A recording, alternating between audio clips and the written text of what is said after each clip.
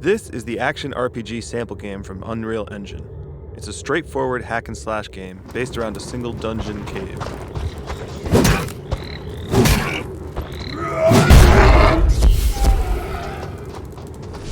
I stripped out the original audio that comes with the game and redesigned the audio and implementation to be more dynamic using Unreal's sound cues and blueprints. I started with the environment.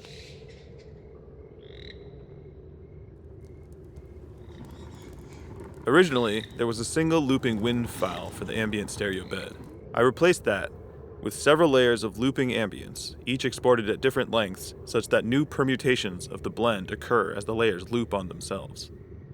I also added a periodic ghost voice set up on a randomized delay that whispers in the player's ears, suggesting the presence of dark spirits in this infernal cave on the wind.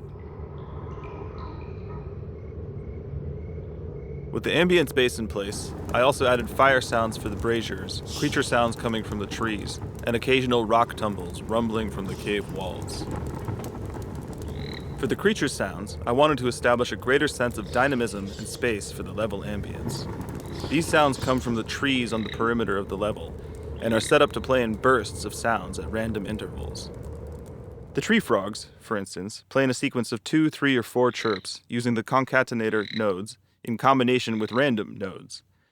This allows for randomization of each chirp sound, as well as the number of chirps, 2, 3, or 4, and a random length of time between each sequence. The last part of the ambience I added was infrequent rock falls in the distance playing at long random intervals.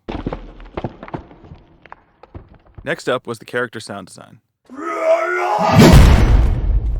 Some of the animations had been tagged for audio, but some things were missing, like footstep sounds during attack animations. As I designed sounds for the character, I took note of animation notifies that were missing and added them as needed. I also created an extra layer of randomized armor foley sound that I added to most of the player movement. Additionally, I added a grunt of exertion at the beginning of the enemy attack to give the player more of a heads up that the swing is coming at them.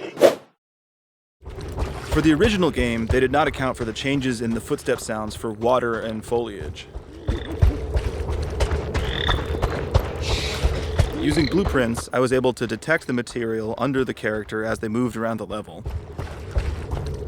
This was only partially useful at first because the materials used in Unreal's terrain painting utility were largely untagged as physical materials. But through a combination of identifying physical materials when possible and setting up trigger boxes, I was able to create dynamic footsteps throughout the small environment. Thanks for checking out the video. Here's a little bit of gameplay.